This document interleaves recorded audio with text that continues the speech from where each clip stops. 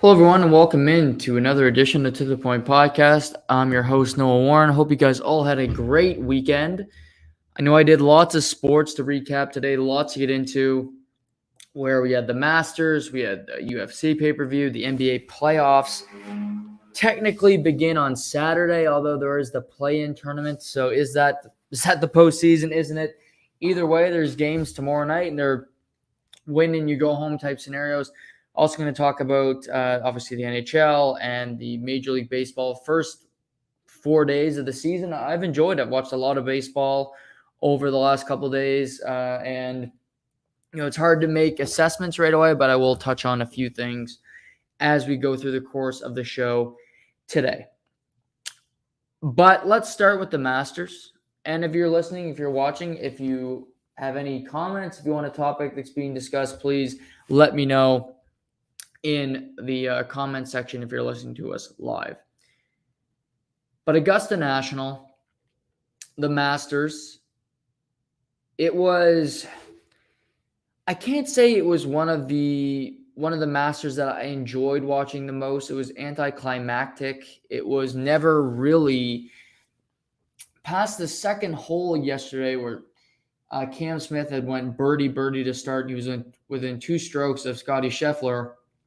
It never really got that tight because following that, Cam Smith bogeyed his next 2 holes, and Scheffler continued his dominance. It was a masterclass in how to play Augusta.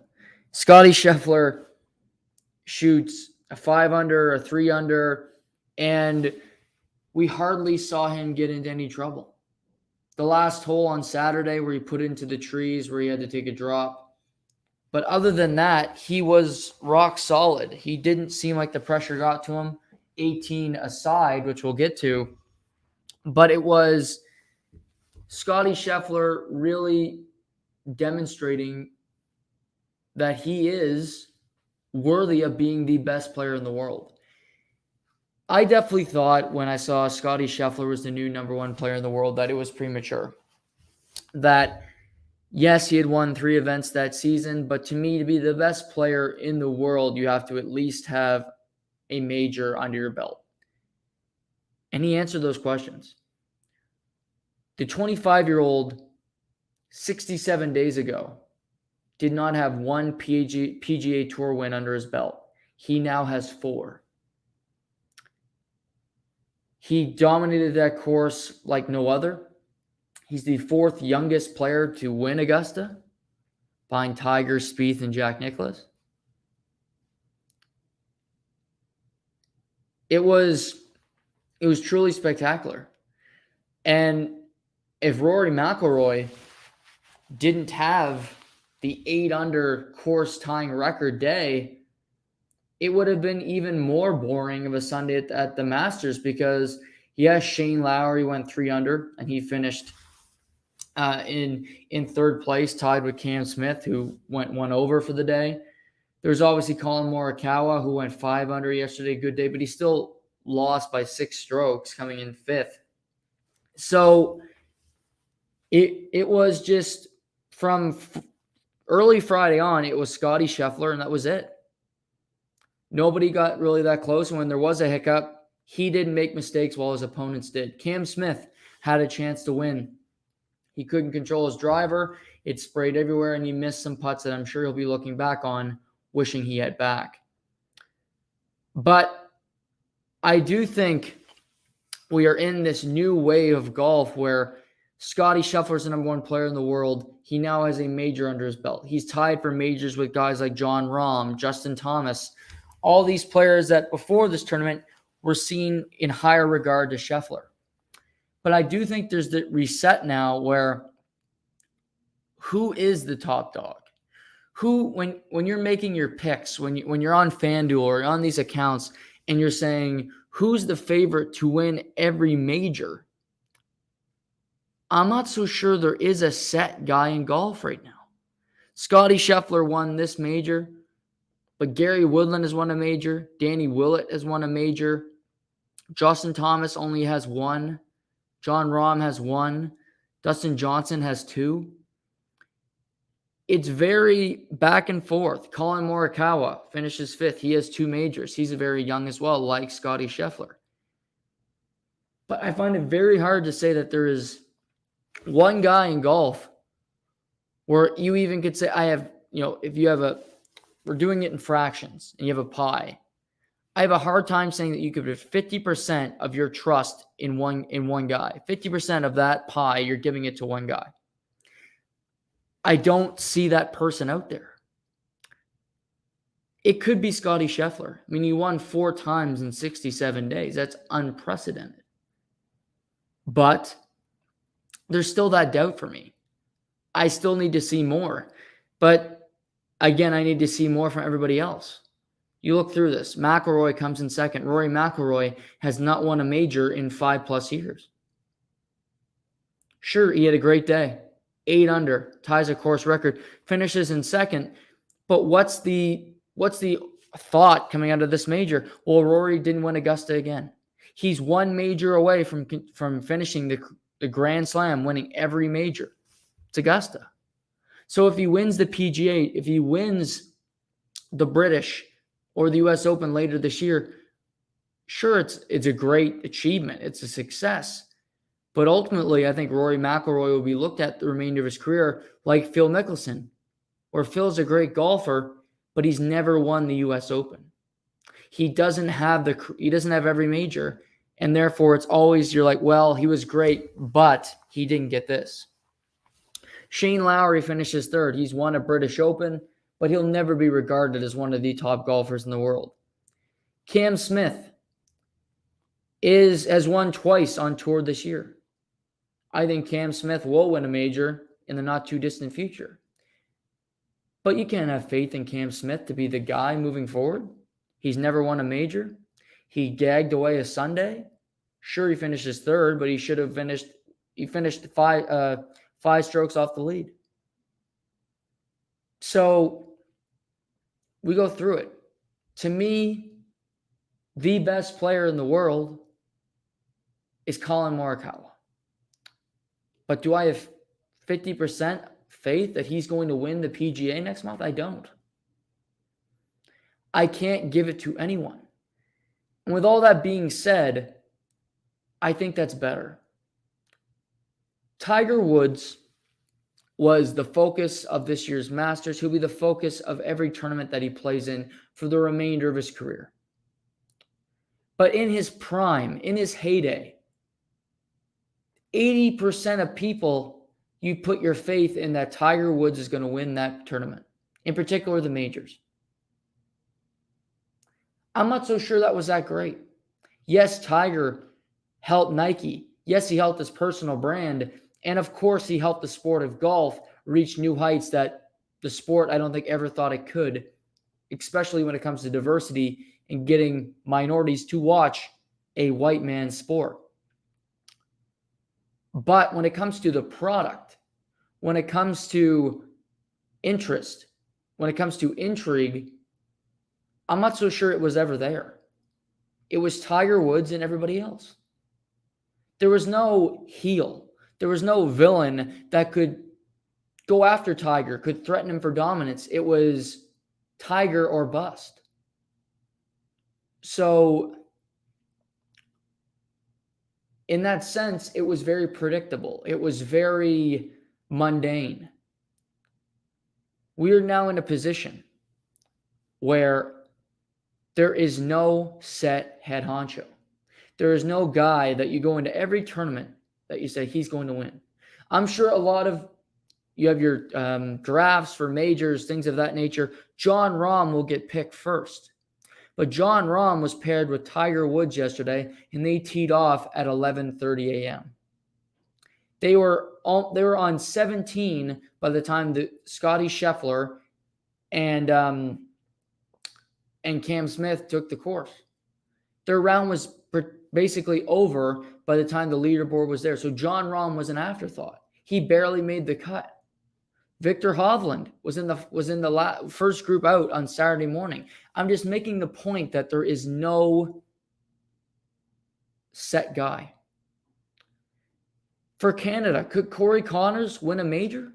Yes. He could. He finishes T6 at this major. Another top 10 finish at a major for Corey Conners. He could be a major champion. Canada hasn't had a major champion since Mike Weir. That was back in 2003. But in this era, I believe Corey Conners could be a major champion. I believe a Will Zalatoris, who finishes in the top 10 for the second straight year at Augusta National, could be a major champion. He shot 5 under yesterday. I still think his putting stroke is one of the ugliest on tour, but the guy is a stick. Victor Hovland, Minwoo Lee is a guy on the rise. I think there's a lot of great golfers. And I will take, I don't know who's going to win over predictability every single time, because a great story is not predictable. It would have been very nice in Harry Potter if Dumbledore, Harry, Ron, Hermione, and all our favorite cast of characters could have lived. They could have just killed Voldemort and everything goes just on their way. But it couldn't happen that way.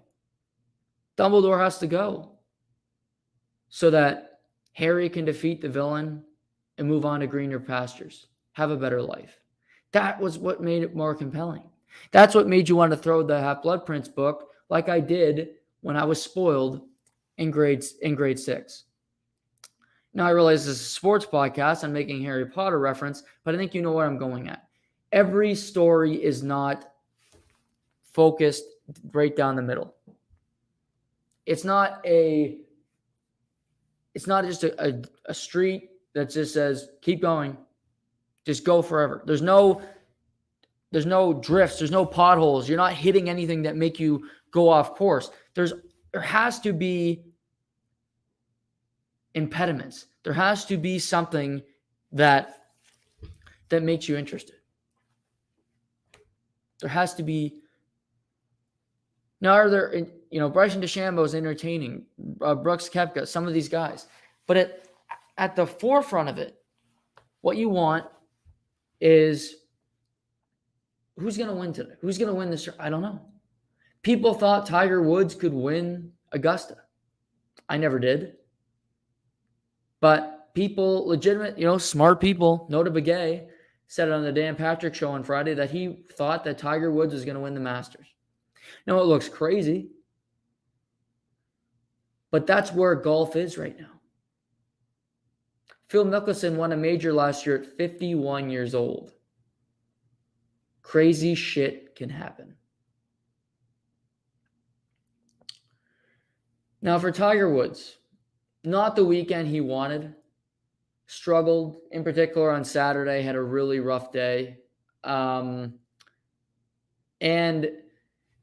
think the best thing, I said what would be the best thing for him is if he can get through all 4 rounds physically. He did that. He checked that box. I don't think it was easy, because I think Sunday, in particular Saturday, he was really grinding. I think that cold weather really affected him. But for Tiger Woods, he got through 4 rounds of golf. Wasn't pretty, but he got through it. He's committed to playing at St. Andrews in July at the Open Championship. He said he might try to play the PGA next month. So the litmus test, I said it was the second round to see how he played. I don't view it that way. He made the cut. What an achievement. But he played 4 days. We got to see Tiger Woods play golf. You got to see his every shot. They pan to him even on Sunday when he's so far off the lead. They'll go show Tiger Woods. Now, would it be nice if he was in contention? If he was in the final group? Of course. But just seeing an icon play golf, play a sport one last time is something special. I think something we all have to enjoy. You think of swan song seasons. Was Kobe Bryant that good in his last year for the Lakers? No. Was Derek Jeter playing that great as shortstop his last season as a Yankee? Could argue he never did, but no. Roy Halladay was not the same pitcher when he returned to Toronto. I could go through examples. But you got to see them For Kobe Bryant, that whole year, people knew you're going through New Orleans. It's Kobe's last time. You're seeing them for your last chance to see this icon play. And I think this is what could be happening with Tiger. He might want to play his favorite events one more time. Could this be his final Masters? I wouldn't rule it out. I also think maybe he plays 3 more. But in other sports where guys say, I'm going on my farewell tour. This is my last season. This is it. And sometimes it can be pretentious. Some guys don't like that they do that. But I can remember as a huge Dirk Nowitzki fan, he had his last year and he made it known before that it was his last season, that Dirk was going to retire. I watched his last game. I watched a lot of Dallas Mavericks games that year. And was Dirk Nowitzki what he was in 2011? No, but I got to enjoy my favorite player. The guy I love to watch play. I got to enjoy him that season. And that's all you can really ask for. Tiger Woods got to play. If you're the biggest Tiger Woods fan, of course the pipe dream is that he wins this past week. But that never was in the cards. That never was a realistic possibility. If you thought that, you got pie in the sky.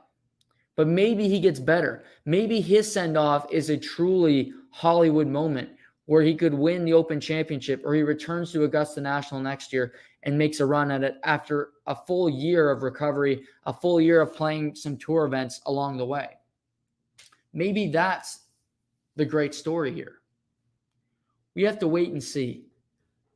But I think we also have to appreciate watching legends, watching people we've admired for many, many years.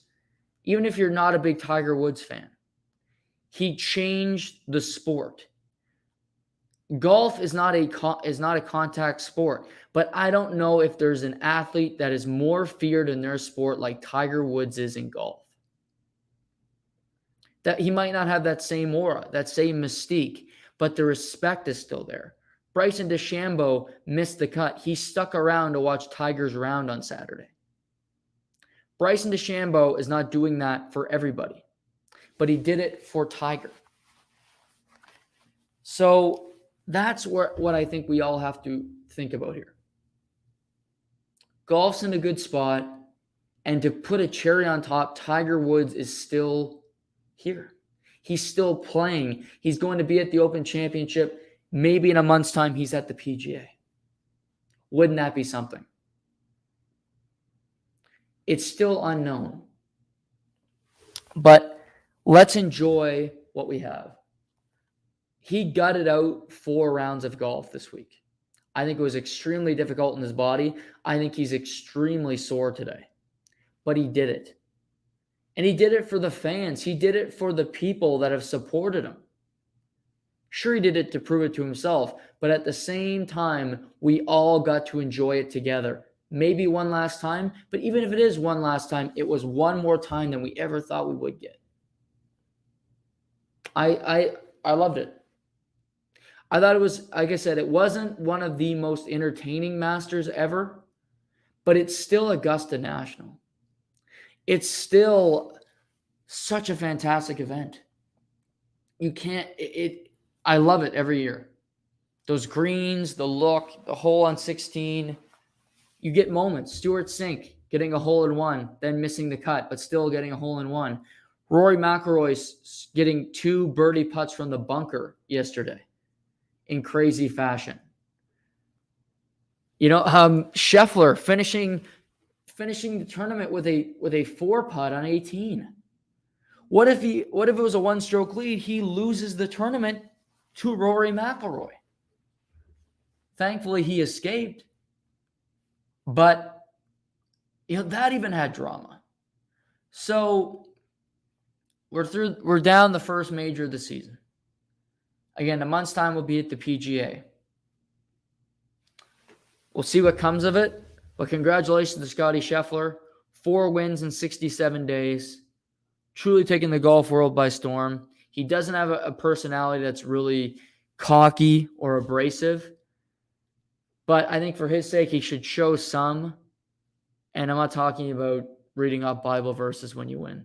You do it if you have to, but that's not my idea of something that I find that compelling. So we'll see. But good Masters. Good to see Tiger. And a Canadian finishes T10. So good for Corey Connors as he does it again at another major. The NBA season came to an end yesterday. We still had a lot to decide as we headed into the final day of the NBA regular season, where almost every team was playing. You had some big games. And, the NBA the past couple of years have made changes. We now have the play-in tournament where, if you're not familiar, tomorrow night, the 7 and 8 seeds in the Eastern Conference and Western Conference will meet one another. The winner of that game will be the 7th seed in the respective conference. So the Brooklyn Nets will host the Cleveland Cavaliers. The winner of that game will be the 7th seed, and they will play the Boston Celtics in the first round of the playoffs. In the West, it'll be the Minnesota Timberwolves hosting the Los Angeles Clippers. The winner of that game will play the Memphis Grizzlies in the first round. So then, the loser of that game will play the winner of 2 games. In the West, Spurs-Pelicans. So Spurs-Pelicans, we played Wednesday night.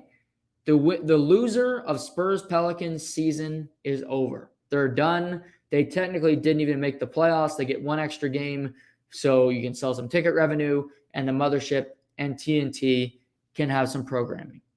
And in the East, the Charlotte Hornets, for the second straight year they're in the play-in, will play the Atlanta Hawks. Winner plays the loser of Brooklyn-Cleveland. So, the play-in tournament. I don't love the play-in tournament of the NBA, but I also am not going to complain about a league trying something different and trying something to make more revenue. The NHL would never do this. They'd never have the creativity. Gary Bettman would never want to do this.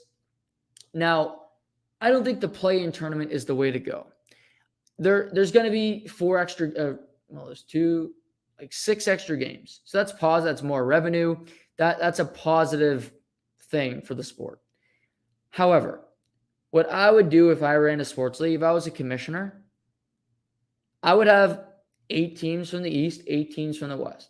So no play-in tournament, no more of this rinky-dink stuff. What you do is you get all 16 teams, and they get ranked based on their winning percentage, based on seeding, things of that nature. And the team that finishes first gets to pick who they play in the first round. It's a made-for-TV event. You can put it on the mothership. You can put it on TNT. And you can have inside the NBA guys, Shaq, Barkley, Ernie and Kenny, can react to the Phoenix Suns are first in the NBA when it comes to the most wins. So that means the Phoenix Suns will get to look at the top 8 playoff teams of each conference and be like, hey, in the first round, we want the Clippers or we want the Timberwolves. You get to pick. And maybe it would be dull, but I think it would create havoc. Because what if the Phoenix Suns say, you know what? Give us Brooklyn. Give us the Brooklyn Nets in the first round, who might be an 8 seed, so that could be what it would be normally. But also, I want, you look Chris Paul and Devin Booker and the boys in Phoenix, give us Kevin Durant and Kyrie Irving. We want to shut those guys up. The flat earther, give us him, give us those guys, and let's go cook them. Let's go kick their ass. And it would be fantastic television because I think a lot of teams would be offended. I think it would make the series far more entertaining. And, and so then Phoenix say they pick Brooklyn or whoever they pick, but then the Heat get to go next and they say, you know what? Give us the Timberwolves. We have no faith that the Timberwolves have no playoff experience. Yeah, sure, Cat had a great season. Anthony Edwards is a stud, but they're young little T-Wolves. They're just happy to be here. Let's get rid of them real quick. But that's how I would do it. Because The Spurs and Pelicans are no threat. If either one of these teams plays the Suns, it's very boring. They're not going to beat the Phoenix Suns. I think those would be very quick series. And it just doesn't interest me to watch it, quite frankly. Will I watch it? Of course. But because I'm a nut. But it's not, I have to watch this. I have to watch this game between Spurs and Pelicans on Wednesday night. I got to stay up for that big event. That's not how I view it. But and also I think there's got to be like a cutoff, because I look at these teams. So as we look at these play-in teams, in the East, Brooklyn is 6 games over 500. So is Cleveland. Atlanta and Charlotte are both, at least these teams are over 500. I give them that much credit. At least you're in the play-in team, you're over 500. In the West, New Orleans is 10 games under 500. They're in the 9th seed. The San Antonio is 14 games under 500, and they technically make the playoffs. They technically could be an 8th seed. I think there has to be a requirement where you have to at least be competent. I mean, the Eastern Conference is far superior than the West this season. It's a way tougher conference. And these teams are under, the Clippers are the 8th seed. They're only 2 games above 500. You should at least have to be above 500 to even be considered to make the playoffs, because otherwise you're just garbage.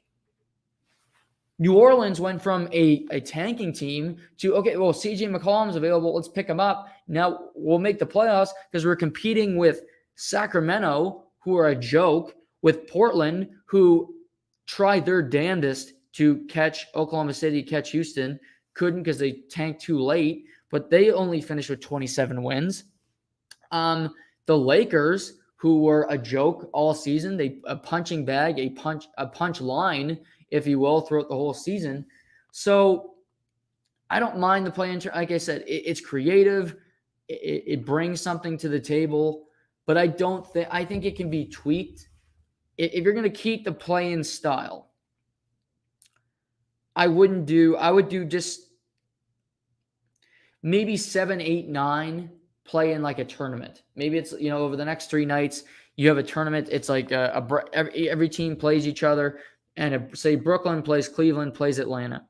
If they're 2-0, they're the 7th seed, then Atlanta and Cleveland play to see who's the 8th spot. Something like that, where there's bigger stakes. I think you get far too many teams involved that shouldn't be there.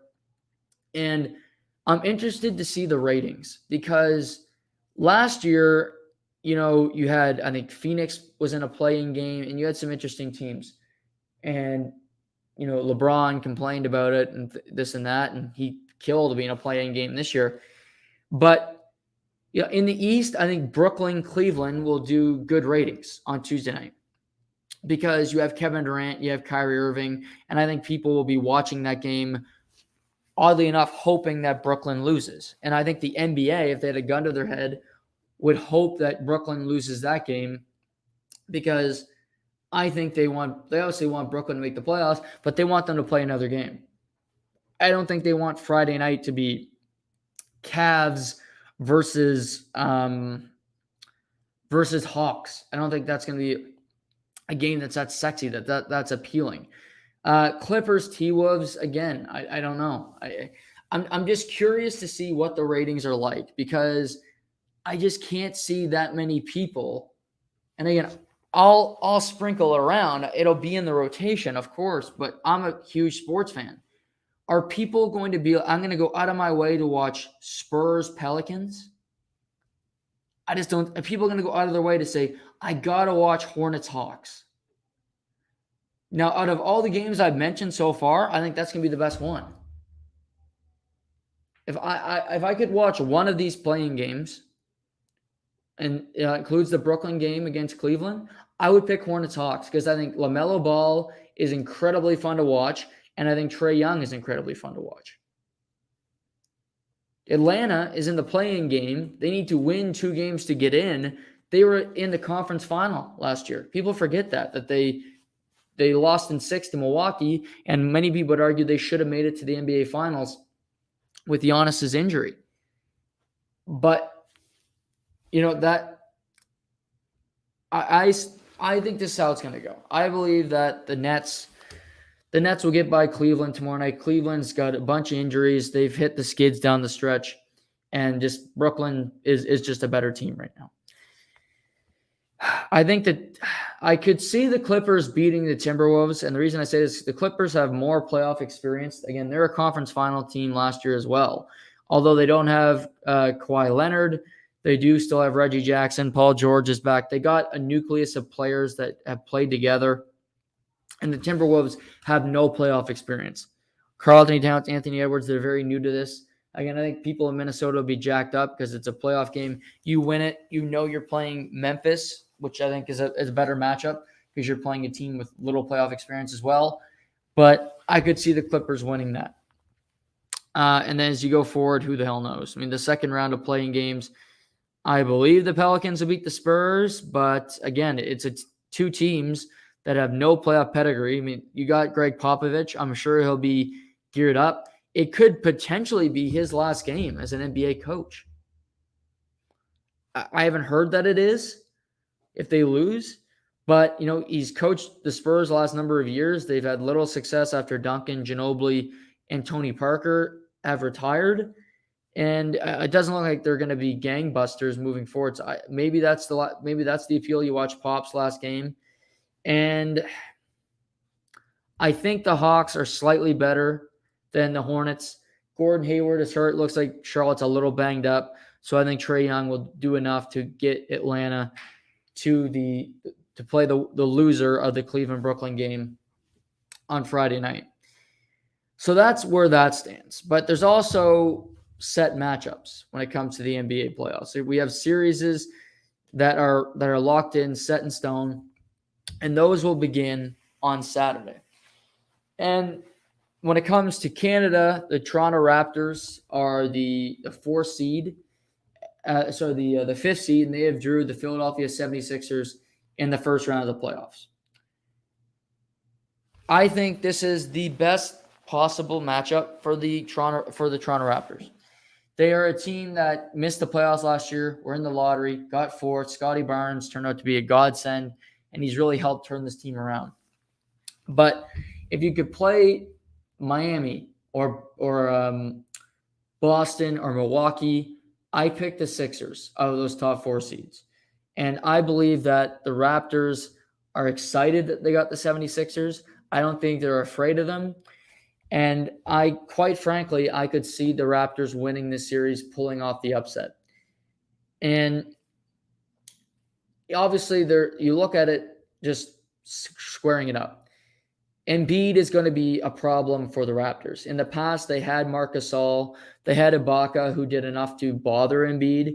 Right now, you have Achua, who's undersized. You have Chris Boucher, who is extremely tall but extremely lean, would be hard-pressed to guard him. There is no Kawhi Leonard to come over and help. But it just seems like Embiid struggles against the Raptors. They have a good way of guarding him, causing him some problems. So big series for him, and obviously containing him will be the biggest challenge for the Raptors. But I look for Philly. Philly has the player with the most pressure in the entire playoffs to me, and it's not even close. That would be James Harden. James Harden has been in the NBA a long time. Started with Oklahoma City as a 6th man. Had no real pressure. You had Westbrook, Kevin Durant. He was just that guy that came off the bench that people said he could be a starter in other places. And they were right. Wins an MVP. Star in Houston. Gets them to conference finals. Has poor efforts where they should have reached the NBA finals, but he comes up short in the big moments. So now we're at a point where he's looking around and saying, I quit on Houston and I got traded to Brooklyn.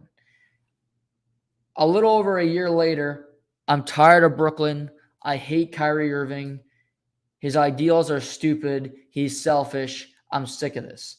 He basically quits on Brooklyn to get to Philadelphia, where he can reunite with Daryl Morey, who originally traded for him in Houston. And he has been one of the biggest playoff failures when it comes to a superstar in the history of the NBA.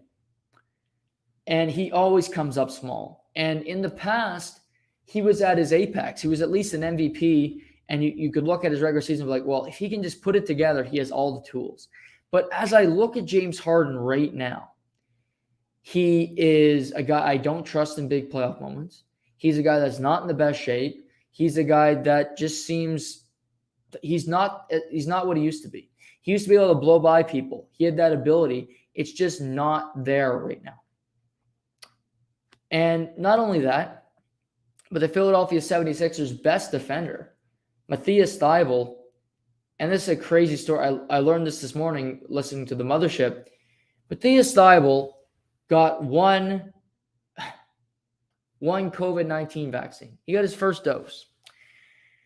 But this moron got the first dose, but he decided, no, I don't want to get the second one. So he got the first dose of the COVID vaccine, but you need both to play in Canada.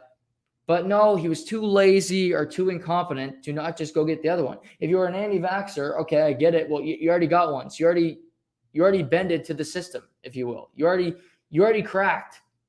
You're already a loser if that was your stance. You went against it because you got the first one. But this idiot decided not to get the second dose of the vaccine, so he can't play in Canada.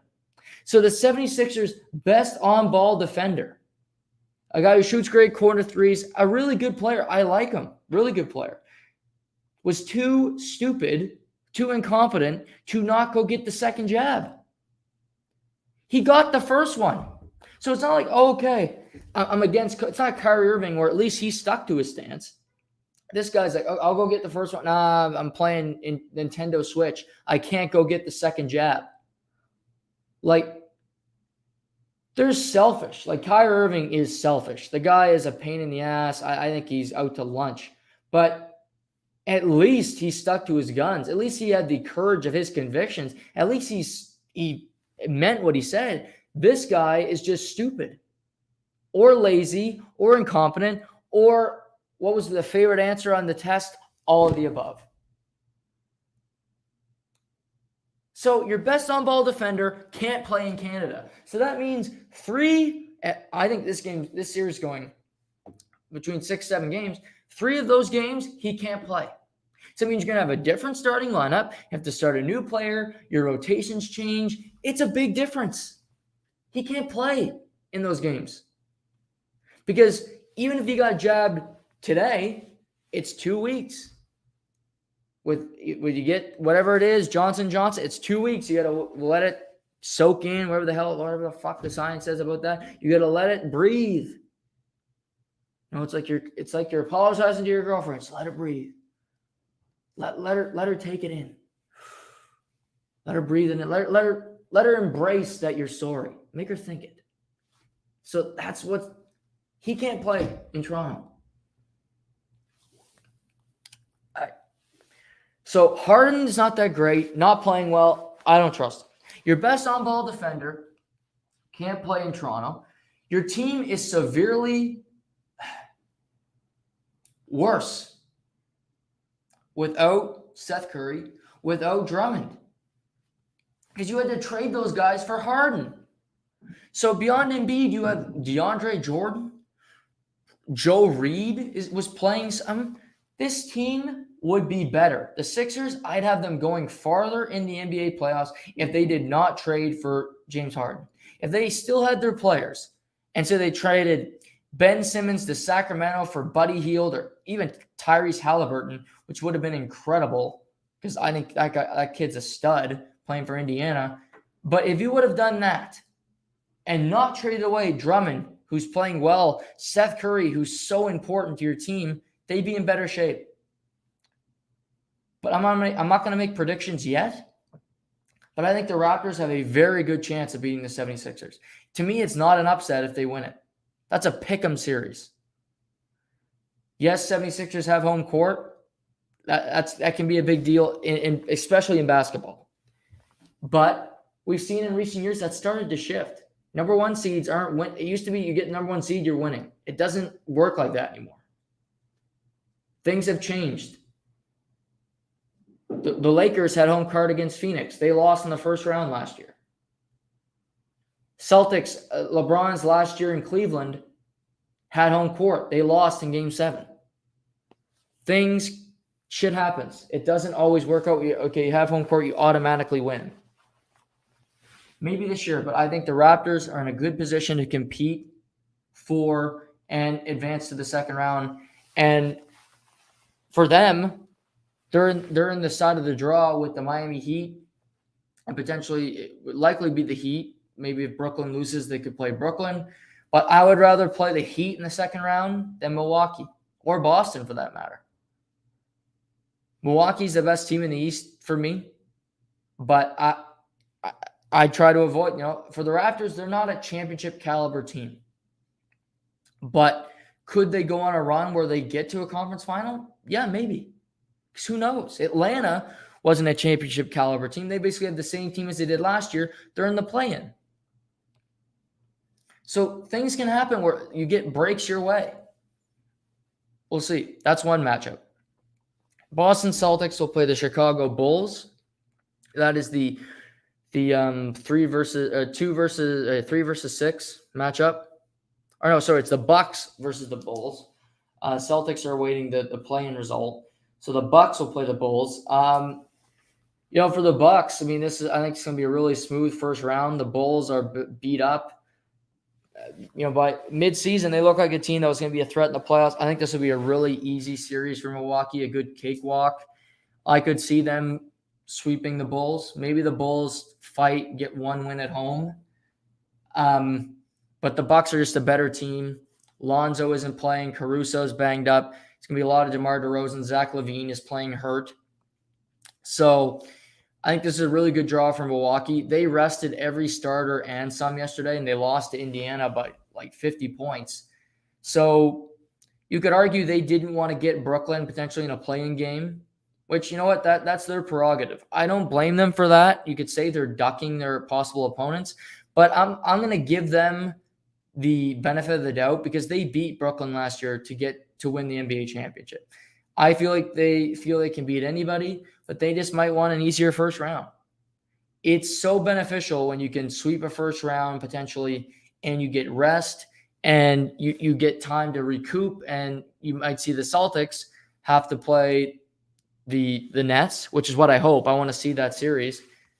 And I think that could be a grueling one. I think the Bucks could be done for 4 or 5 days before the Celtics can dispose of the Nets, or maybe they put up a greater fight. So you could say they're ducking them. I really don't care. If at the end of this postseason they're the champions, who cares? What you can say is, well, they were a lot smarter than us because they didn't have to go through this team. We were tired when we got to Milwaukee. They ultimately beat us. The only people that will complain and throw shade about that are, let's say, Celtics fans who, are complaining about their team losing when you're probably going to lose to that team anyway. So out west, Golden State will play Denver. That's the 3 versus 6 spot. Dallas will play Utah in the 4 versus 5 series. Denver, I believe, Denver is the team that is the 6th seed, but they're not a good team. I think this is a favorable matchup for Golden State, who are entering the playoffs banged up. Steph Curry hasn't played in a while.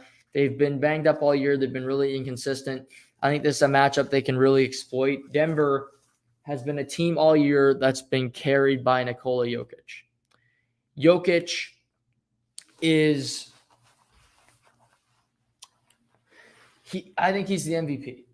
I would vote for Giannis personally, but I believe Jokic will win the MVP.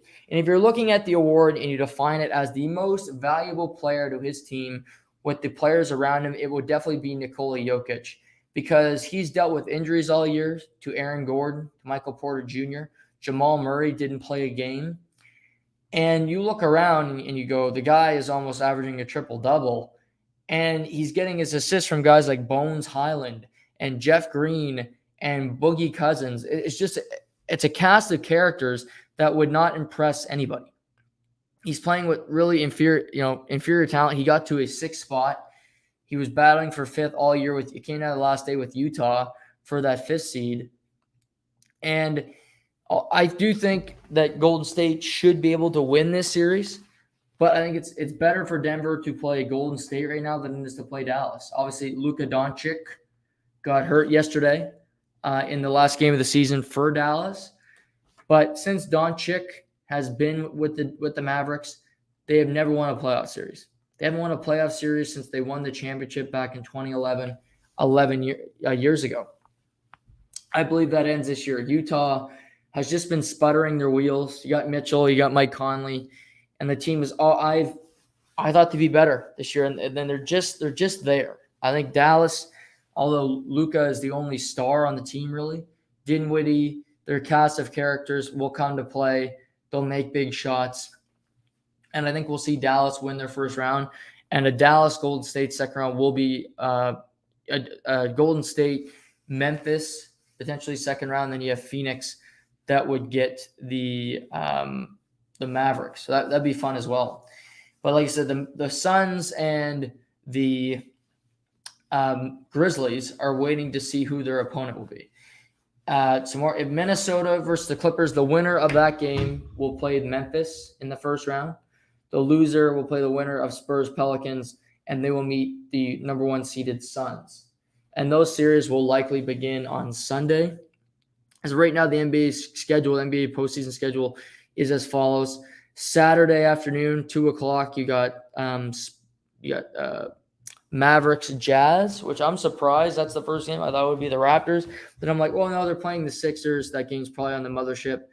So you got Raptors and you got the Sixers at 7 Saturday night, and then followed by Nuggets Warriors at 9:30. And as of right now, Sunday, there'll be more games. There'll be some afternoon fun for sure. It's the way the schedule works right now. It's Bulls, Bucks to be determined. So they haven't scheduled that game yet. But we'll obviously talk about this more throughout the week. We'll preview it more tomorrow. Seamus is off tomorrow. It's his birthday, 25th birthday tomorrow. So he'll be back Wednesday, but we'll talk about the play-in. We'll talk about basketball. I'll ask him who he thinks the MVP is. It won't be revealed. The votes, I think, have to be in by tonight. So the voters will get their votes in. But I think Jokic will win the MVP. I believe Giannis should win it. But, that's picking hairs. He's already got 2. This would be Jokic's second MVP award. But, Giannis, I believe, is the best player in the world. And I think for him, winning that second title is far more important to him.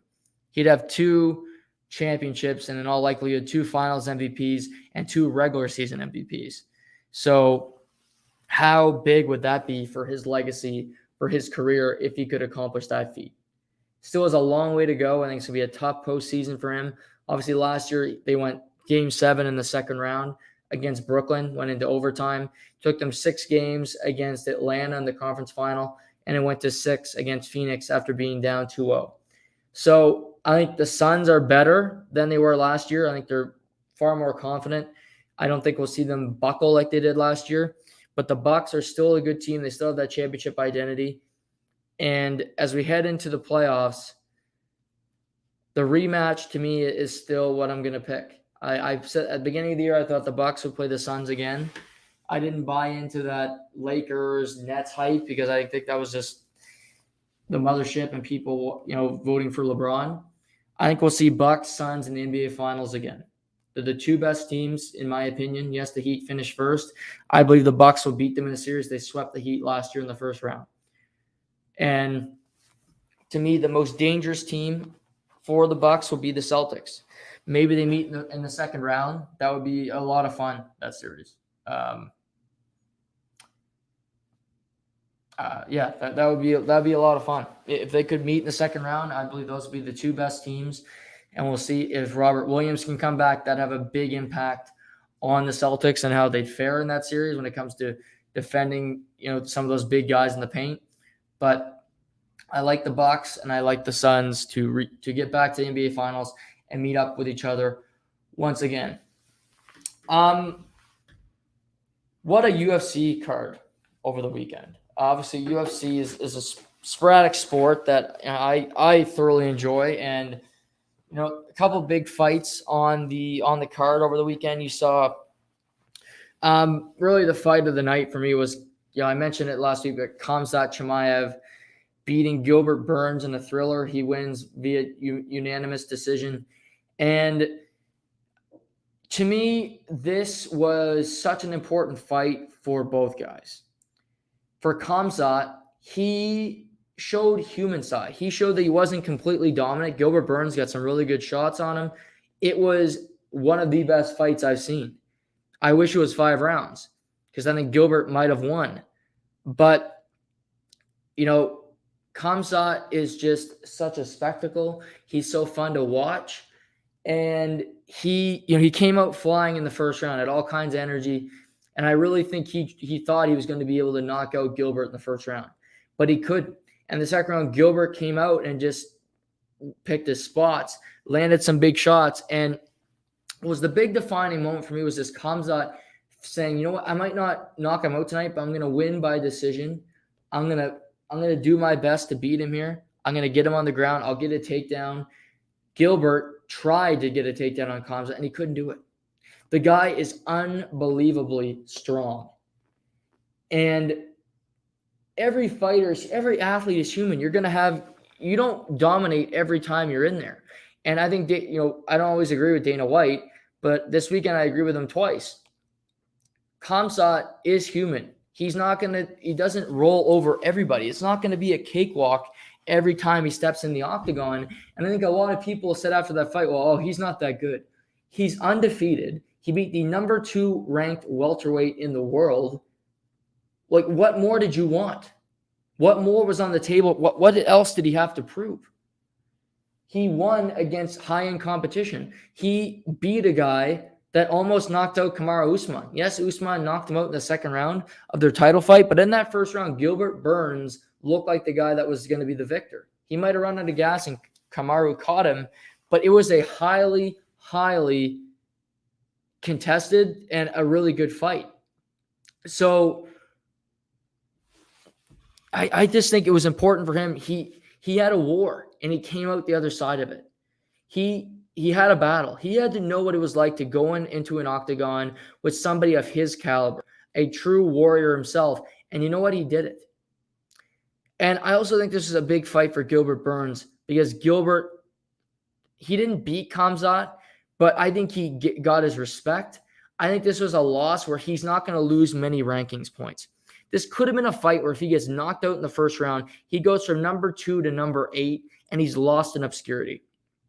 But he battled. He didn't get knocked out. He didn't get submitted. He lasted the full 3 rounds, and he did everything he could to win. And not only that, but sometimes in MMA, it's about politics. And he took this fight where nobody else wanted to. I don't think Colby Covington wanted to fight Khamzat. I don't think Kamaru Usman wants to fight him. A lot of these ranked welterweights want nothing to do with Khamzat Chimaev. I don't think Masvidal and Covington, I think, fought each other more just because they didn't have to fight him. So he took a fight where he's fighting a number ranked 11 fighter as number 2, and he didn't have to. He risked it all for potential gain where he gets a title shot if he beats Chimaev. But I look at this. I think Khamzat will face Colby Covington in this next fight because Usman is going to face Edwards later this year for the welterweight belt. And if I'm Dana White, I'm trying to set up a summer tilt between Covington and Chimaev. And then before the year's over, you have Usman and you have the winner of that fight for the belt. I believe it will be Chimaev. I believe he'll beat Colby Covington, who Usman has beaten twice already. But I think Gilbert Burns is still in the mix.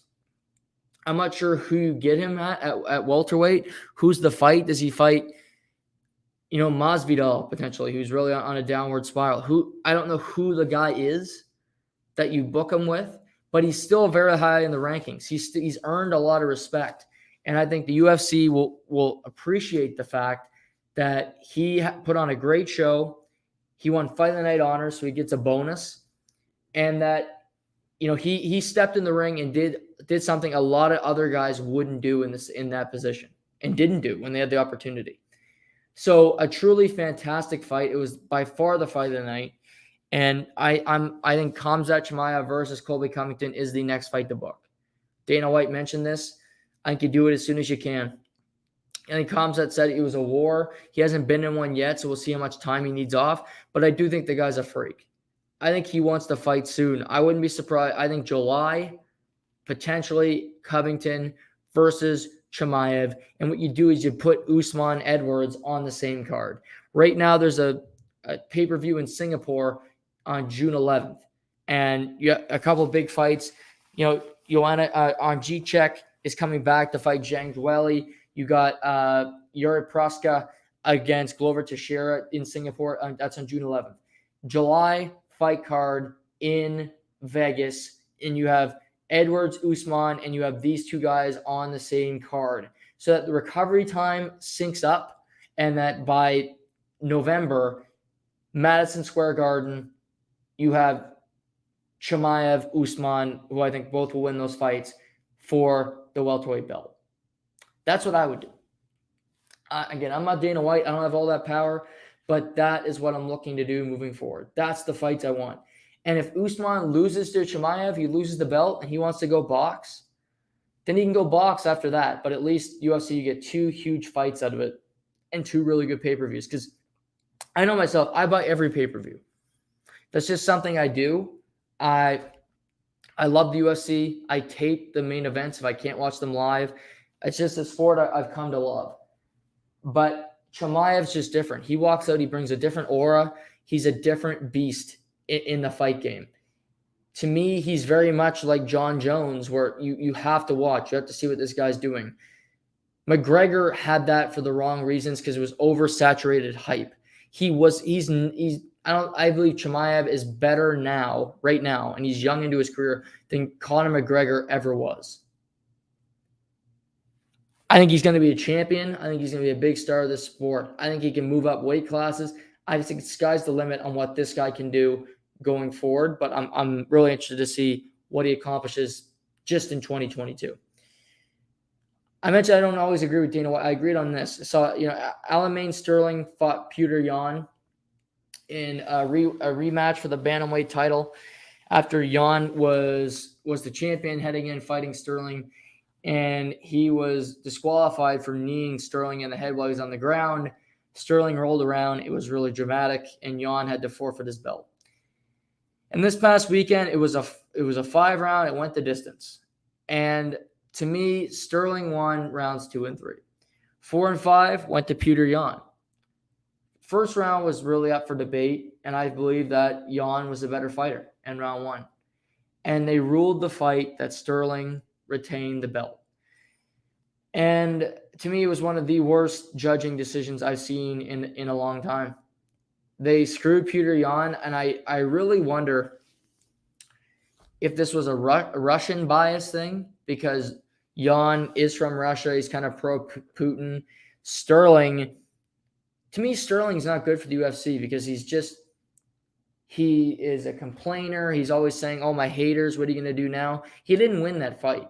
He's been gifted 2 titles, in my opinion. He was gifted the first one when he was disqualified, and he rolled around and took a belt where he didn't deserve it. And this past weekend, he won a fight because judges, for some reason, thought he won it. He didn't win it. He didn't, yet they gave him the decision. I hate that when the judges make a poor decision. It's so clearly wrong, and there's nothing that comes out of it. Dana White did call them out. I give him that. But Yan should be champion, and he should be fighting TJ Dillashaw in the next fight. But now Sterling says, no, I want Dillashaw, and Yan has to go to the back of the line when he should have had his hand raised. So the wrinkle in all of this is there was that fight, and we saw Alex Volkanovski at featherweight just destroy the Korean Zombie. I mean, he's on another level right now. Volkanovski should really consider moving up in weight classes. I think the guy is too good, and he might fight Max Holloway again for a 3rd time. Like I said, I think the first 2 fights were a draw there, although Volkanovski won both of them. Again, that was another judging that I didn't agree with. But that would be compelling to see Blessed fight Volkanovski again.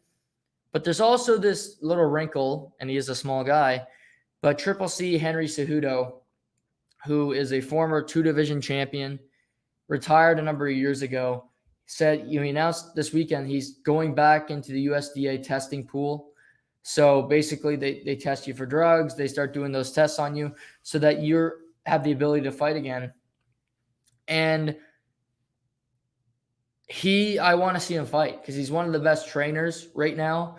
And Sterling or Volkanovski, I'm all for. TJ Dillashaw is a cheater. He got caught for performance-enhancing drugs.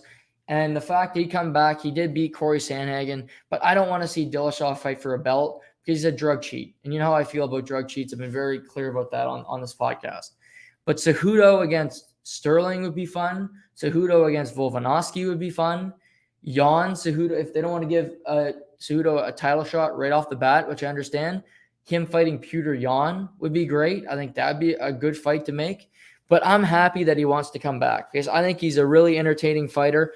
I believe they need him because Volkanovski's running out of people to fight. He's running out of guys. He's either got to move up weight divisions or weight classes, or Cejudo's going to have to fight him because it's blessed or nobody right now. Because Korean Zombie took him, and it was as if the Zombie was heading into retirement. He was behind him. He didn't land any major shots. It was just Volkanovski saying to everyone, "I'm the bleeping man. This is my show." But Jacksonville solo crowd, it was fun over the weekend. And 2 big cards coming up where you got great fights on it. And I'm looking forward to watching some great MMA coming out. So good card this weekend, and looking forward to what's upcoming as well. Major League Baseball started this week, and it started the last 4 days. And there's always big conclusions that people take out of this, and you're like, well, what teams is there a World Series favorite, and who's the top dog? And that's not where I'm going with this, because most teams are 3 to 4 games in. There's teams that played, inferior talent, where you had a series against the Washington Nationals, or in the Mets case, where they take 3 to 4, or you played the Rays sweep Baltimore. That's not exactly the most impressive thing in the world. But looking at it, I would say this. Saturday night, I was bouncing through a lot of different sporting events. I fell on Houston versus the Angels. And what I did think was impressive, that you saw a matchup between Justin Verlander and Thor, a.k.a. Noah Syndergaard. And these two guys are both coming off Tommy John surgery, did not pitch in the majors last year. And they both go over 5 innings. Syndergaard didn't give up a run. Verlander gave up a solo home run to Jared Walsh. And it was just good to see these two guys back. Verlander's a Cy Young winner. He's won a World Series. Syndergaard, a high draft pick. Everybody knows he was dealt from the Blue Jays to the Mets originally in that R.A. Dickey trade, which was a disaster.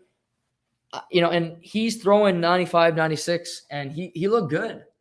Obviously, didn't go long in the game, but that's where starting pitching is right now. The average length of a starter through the first 4 days of the MLB regular season was 4 2/3 innings. That's where it is right now. Relievers are massive. Your bullpens get worked because your starters don't go long. They just don't. They don't allow you. Sports science, or guys seem to get to 90 pitches, and we can't make them throw 92. So, but I thought that was it was good to see those guys back.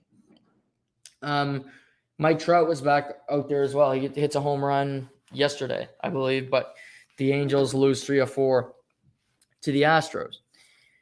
Close to home, things that I noticed. The Toronto Blue Jays. Well, their bats are as potent as any team in baseball. No surprise there. Vladdy looked fantastic. Bichette, Springer, these guys, Chapman. But what the biggest takeaway was is how bad their starting pitching was. Barrios goes 1/3 of an inning on opening night. Gausman goes 5 innings, which was the stellar performance of the weekend. And Hyun-Jin Ryu goes 3 1/3, but he gives up 6 earned runs, 5 hits, 2 walks. So his bad season last year continued. So For the Blue Jays, as they head into the Bronx to play the Yankees this week, 4-game set, your starters need to give you length. They need to give you something because your bullpen has already been used a lot. You've seen Merriweather, you've seen Romano, Stripling multiple times, Trent Thornton multiple times. So you can't have that bullpen overworked early in the season. And I get it, pitching always struggles earlier in the season, and your runs are easier to find right now, and it will slow down. Don't get me wrong, I know, but you need some length. Robbie Ray, the former Blue Jay, now Seattle Mariner, went 7 innings in his first start as a Mariner. Only threw 89 pitches, but he went 7 innings. He gave them length. That's what you need to hope for. Could Alek Manoah, who will make his first start tonight, can he give you 6? That'd be something. And we've seen some high scores. Guardians and Royals. I mean, the Guardians scored 17 runs yesterday. Still weird to say Guardians. But they scored 17 runs against the Royals. Both these teams stink. But you're seeing high scores. You're seeing mistakes. And one thing I touched on before the season about the Blue Jays, and I think he's imperative that he's in your lineup. But I think 2 big things can happen this year, and it would make them a better team. First off, Teoscar Hernandez should be an everyday designated hitter. He's playing right field right now. They obviously acquired Bradley Zimmer from the Cleveland Guardians. They have Ramil Tapia, who they acquired from Colorado in the Randall Grichuk trade.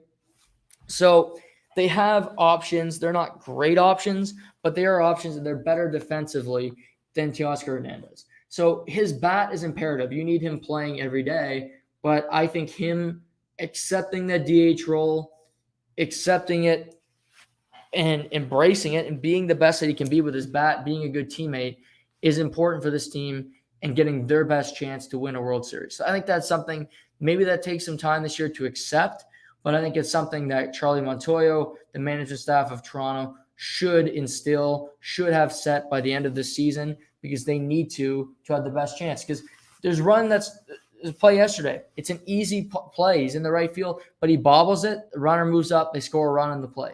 That just can't happen. Also, I think right now one of the biggest things is they don't want to play Tapia every day in the outfield, and they don't want to play Zimmer every day in the outfield. I understand that. Hopefully throughout the season, there's a player that becomes available on a bad team where you can go, you know what, we want that guy to play field, and Hernandez could be our DH. And maybe that's Whit Merrifield. I think he's a guy potentially that could play the outfield. He's obviously in Kansas City right now. When you look at bad teams, you look at teams that you expect to be, at the bottom of the standings, and you kind of pick away at, well, is this guy available? Will this guy be available? That's how I look at it anyway. And you kind of you try to find somebody that could be a fish for your team. But with that being said, for Teoscar Hernandez to be an everyday designated hitter, Alejandro Kirk can't be a designated hitter. He'd have to catch. So I think what needs to happen as well is that Alejandro Kirk needs to become the everyday catcher for the Toronto Blue Jays. Danny Jansen's off to a hot start. He's batting like .750 right now. He's got 2 home runs. But if we know anything about Danny Jansen, that will slow down. He is not a guy, he's a fine catcher, good defensively. I think pitchers have a good rapport with him. But he could be a guy that makes a start. He could have a guy that loves him as a catcher. They have rapport. And Alejandro Kirk could catch the other 4 days. He could be the Josh Tolley to the R.A. Dickey, if you will. Or maybe he makes 2 starts out of the 5 starters. But to me, he's better as a secondary option, because I'd rather have the better bat in the lineup. And if you need to be good defensively. Springer in center looks comfortable. He looks healthy. That's a positive outlook. But he can't cover up for Teoscar all the time, and he just seems out of it in right field a little bit. If he could be your everyday DH, Kirk can get a rapport catching. He obviously's got a really good bat. Kirk, there's not many great catchers that are great hitters in Major League Baseball. Salvador Perez, notwithstanding, in Kansas City, Kirk could be that guy where he's just a phenomenal hitter. Mitch Garver comes to mind in Minnesota. He's a good batter. But there's many catchers are just subpar batters, and teams just accept that they're porous at it because they catch, because they're good with pitchers, and you go through it and you just accept a poor bat in the bottom of your lineup. I don't believe Alejandro Kirk is that guy. Danny Jansen will be that guy. He'll bat ninth every game, and that's fine. But he's had a hot start to the season. I don't expect that to continue. Last year through August, he was batting about 185. That's a large chunk of your season where Danny Jansen was either injured or couldn't hit the backside of a barn door.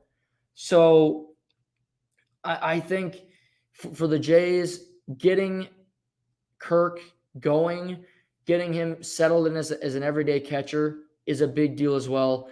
Let him catch some guys. I think he caught Gausman on Saturday. So one of their new pitchers is already aligned with Kirk. I think that's a good sign.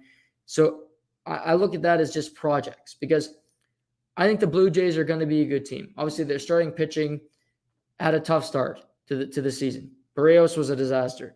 Hyun-Jin Ryu, I wouldn't have the most faith that he's going to turn it around and be a really good pitcher. I just think he's kind of spent.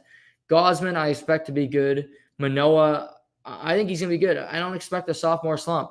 I think the kid's got everything in his arsenal for him to be a stud, just to be a weapon time in, time out, and to be a really reliable guy. And I expect by the end of the year, you can have Barrios, obviously. Then you have Gausman. This is in no particular order, but I expect by the end of the season, Alek Manoah will be the number 3. Will be in that top 3. I think he'll be above Ryu, and I think he'll be below Kikuchi, who we haven't seen pitch yet. He'll pitch tomorrow night against the Bronx Bombers. But that is how I see it shaping up. And maybe Ryu is just a guy that is not reliable. It's so early into the season, so you can't make that decision yet. But it was a tough start for him. You need him to rebound. You need him to be better his next time out. I believe his next start will be on the weekend. I think they play the Oakland Athletics this weekend, so another team that is not particularly good. But they go to the Bronx for 4. The Bronx, the Yankees beat the Red Sox in 2 of the 3 meetings this past weekend. They lost in Sunday Night Baseball last night. But they're off to a good start. Stanton, Judge look good. Judge turned down that contract extension from the Yankees, so he could be free at the end of the season. But they look dialed in. But again, I don't love the makeup of the Yankees roster. Seeing Joey Gallo with Stanton and with Judge just makes no sense to me, because they all just they seem like the same person. Their pitching staff lacks for me. But I do think this is, even though it's the second series of the season, it's a good litmus test for the Blue Jays, because you're playing a team in your division. You're playing a team that's been superior to you for multiple seasons now. So how do you handle them? Send a tone early. You have 4 games in New York. Go set a tone, play some good baseball, get some starting pitching to get your bullpen a rest. And I think that's a success. But, you give up 1 to Texas yesterday after you had a 6-run lead. You came back from 7 down. So you've had some problems, but I expect they'll rectify it. And you also look around tonight. You got Jays, Yankees, should be a good game. You got Mets and Phillies. Mets have won 3 or 4. Again, it's the Nationals. So you got to take all this with a grain of salt, but I do think you saw good things. I'm interested to see them watch the Phillies, who went 2-1 over the weekend. Nick Castellanos went deep. You saw Harper went deep a few times. Kyle Schwarber. So a team full of big bats. We'll see what they can do as they welcome the Mets in. And then Padres, Giants. Padres take 3 or 4 from the Diamondbacks. Giants take 2 or 3 from the Marlins. But again, it's a weird start to the season, because you have teams that are on off days now. You usually don't see this many off days. The Dodgers lost 2 of 3 to the Rockies. Do we expect the Rockies to be in a better position come the end of the season than the Dodgers? No. The White Sox destroyed the Tigers yesterday 10-1. I think the White Sox are a really good team. I like their pitching. Carlos Rodon had a really strong first start for the Giants. So, and my guy, I think player of the weekend is Nolan Arenado for the St. Louis Cardinals. 3 games, 500 average, 2 homers, 7 runs batted in. Couldn't have had a better start. The Cardinals are on fire. Obviously they played the Pirates, but their bats are playing well. Arenado's playing well.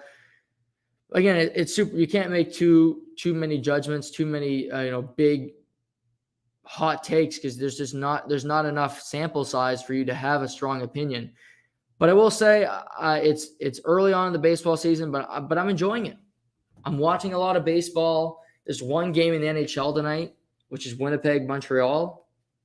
I'm more interested in. It's going to be a ball night for me. I'm going to watch a lot of baseball. So you just had the Masters, you had the UFC this weekend. You got the NBA playoffs technically starting tomorrow with the play-in. NHL is winding down. It's a good time to be alive in the sports world. NHL, before we wrap today, we'll talk about some NHL quickly. Sneaky good story, which I don't know if was really talked about because it was last night, Sunday night NHL, who cares? Jordan Staal, captain of the Carolina Hurricanes, got a hat trick. His 11th, 12th, and 13th goals of the season. Jordan Staal, obviously the legendary Staal family, Jordan, Eric, and Mark. And he got a hat trick. It was his first hat trick in 13 years. It was the longest stretch between hat tricks in NHL history. It was just a cool story. I thought, Jordan Staal is not known for being a goal scorer. He's a defensive forward, been a really good leader in Carolina for a long time. They got a really good team. But he gets a hat trick. Good moment for him. And, I just don't think it was that talked about. But Jordan Staal, again, just a really good player for a long time. Obviously a high draft pick. Won a cup with Pittsburgh. But he's on Carolina. They got a good team. They're in a battle with the Rangers to see who can get first in the Metro. That'll be a race throughout the rest of the season. So that's interesting, but I thought that was a great story. Austin Matthews scores a pair he's up to 58 goals with 10 games left. I think he will get to 65 for sure. It's just, can he make a push for 68, 70, depending on what happens down the stretch here. If the Leafs continue to play extremely well, where they stay ahead of Tampa by 3 to 4 points, stay ahead of Boston. But by the last game against the Bruins, I don't know if Austin Matthews will be in the lineup. If they decide to rest people, how they decide to approach it down the stretch. If they're locked into the 2 spot in the Atlantic Division, let's say, come the last game of the season, and I believe that's on April 30th or something. It's a Friday night against the Bruins. If they're locked into that seed and they know they're playing the Bruins, they know they're playing Tampa, there's nothing to be gained from winning or losing that game. I don't know why Matthews, Marner, the cast of characters, the big important guys would play. To me, they would never play because there's no reason to. The only thing that could happen is they get injured. They don't need a warm-up. They've been playing every game down the stretch. They're important. So that could potentially hurt him. But I look at it. They got Buffalo left. They have Ottawa. I believe they have another game against Montreal. So he's been scoring against everybody. Don't get me wrong. But they got some teams that don't have much to play for. Buffalo lost 5-0 to Tampa last night on the road. So although Buffalo has beaten Toronto twice in a row, I think it all depends. I think he'll be motivated. I think he wants to. Obviously, he's at 58. He's going to crack 60. But if he can get to Stamkos's number, if he can get past that, that would really set him up well, really be something that is a feather in his cap for the rest of his career. But I do think down the stretch is important to see where this race goes. How does Tampa play? They play Tampa again. If you beat Tampa in those head-to-heads, if you beat Florida when they go back down there, next weekend. Is there much to play for? Do they stay? They're 8 points back of Florida. Both teams have 10 games left. So I'm not so sure. I don't think they'll catch Florida. But is it Tampa? Is it Boston? Where does that go? So they got Buffalo tomorrow. Then they have Washington. Then they have Ottawa. So it's a fairly easy schedule down the stretch. Kudos to the Washington Capitals. They are on a tear recently. They are now 4 points back of Pittsburgh for third in the Metro, and they have 2 games in hand. So technically they win both those games. They are tied for Pittsburgh for last in the Metro. So they're battling to play a New York in the first round to not get a Carolina, potentially not get a Florida. So they're battling. They're playing good hockey. They beat Boston yesterday. They beat Pittsburgh Saturday afternoon. So kudos to Washington. They found it a bit. They're starting to play better hockey. Ovi got to 45 goals on the season. I think he wants to get to 50. That'd be a big milestone at 37 years old to get to 50 goals. Chris Kreider's up to 49. So Kreider is right there. Kreider's gonna get to 50. Draisaitl's at 50. Matthews is gonna get 60 plus. Potentially Ovechkin gets to 50. I think Connor's got either 42 or 43. He missed a few games. They got 8 or 9 games left. So potentially Kyle Connor could go on a tear down the stretch. So we could see a handful of guys get to 50 goals. But if Ovi, Matthews, Kreider, Draisaitl, I think we'll see 5 guys, at least 4 guys get it this season. With the names I just said, I think those guys will get to 50 goals.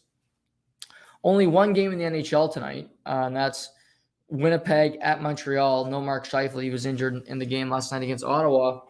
But lots of games tomorrow, lots coming up. Again, I think the NHL is kind of mundane right now because I'm waiting for something to be interesting. Like I look ahead to the schedule and I look ahead to what will be interesting to me. Saturday afternoon, I'm looking forward to a game. There's Minnesota-St. Louis. They're tied right now in the standings. Minnesota came from 3 goals down last night to win. Minnesota's got Edmonton this week, who's been playing well. And St. Louis, to look through it, they're in Boston. So two difficult games for those teams on Tuesday night.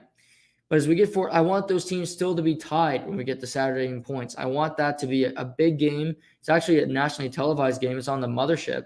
So they play then. I believe they each play twice before Saturday. So Blues then go to Buffalo. Pretty easy game, but they can be tricky. Minnesota's and Dallas, who'll be battling for their playoff lives. And then they play Saturday afternoon in St. Louis, and what potentially could be a game that decides who gets second in the Central Division. Because right now, Minnesota's got 94 points. They've played 74 games, so they have a game in hand on St. Louis. St. Louis has 94 points in 72 games. So St. Louis has 10 games remaining. Minnesota has 11. LA loses last night to Minnesota. Minnesota came from 3 goals down. LA now trails Edmonton by 4 points, and Edmonton has 9 games remaining, and LA has 8. So Edmonton looks like they're in good shape to win that division. Dallas is currently set to 86 points with 10 games remaining. Vegas is 2 points back with 9 games remaining. And Dallas is now only a point back of Nashville, who have 87 points. So that could get it's just kind of wild card races right now and little races like that to look forward to, because Colorado is going to win the Central. Calgary is going to win the Pacific. I believe Florida will win the Atlantic.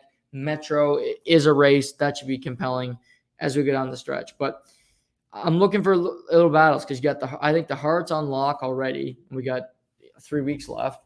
The Art Ross, is it really that big of a deal if McDavid wins it again? Could Goodrow go on a heater, make it interesting? Huberdeau is 5 back. So looking for little stories like that, but we'll touch on it all. I'll be back tomorrow. We'll recap some baseball. We'll talk about some different things, hockey, news, things of that nature. So hope you guys enjoyed the show today. Be back tomorrow and have a great night. This has been To The Point.